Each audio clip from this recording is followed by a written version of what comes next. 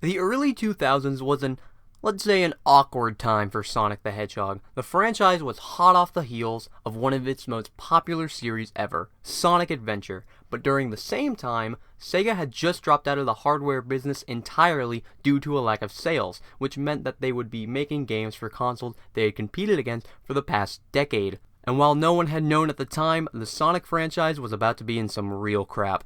But during this time, Sonic Heroes was released, the first original Sonic game released for a Nintendo console.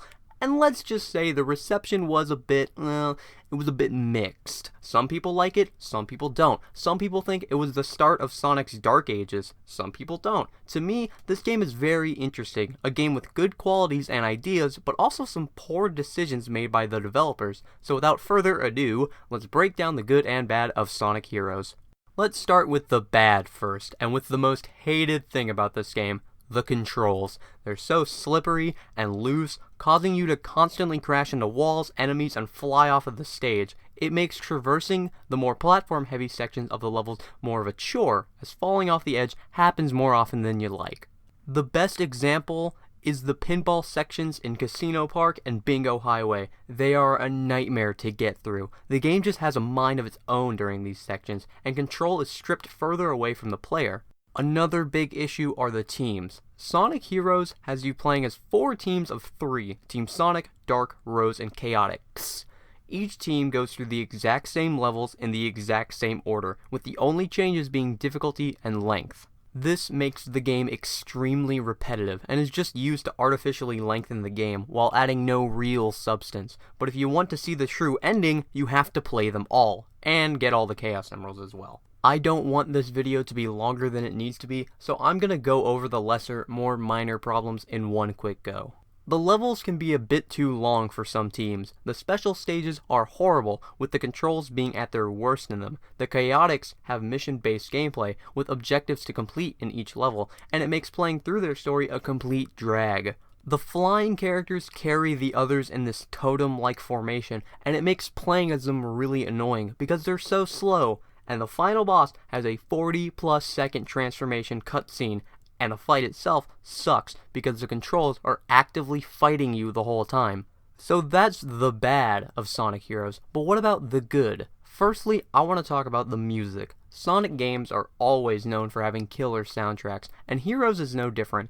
They fit the theme of the levels so well, and the vocal tracks are absolute bangers. There really is something for everyone when it comes to this game's music. While I did say the teams were a negative about the game, there are some good ideas and mechanics with it as well. While it is annoying that you play the same levels over and over again, and I still don't like the totem for the flying characters, everything else is really good.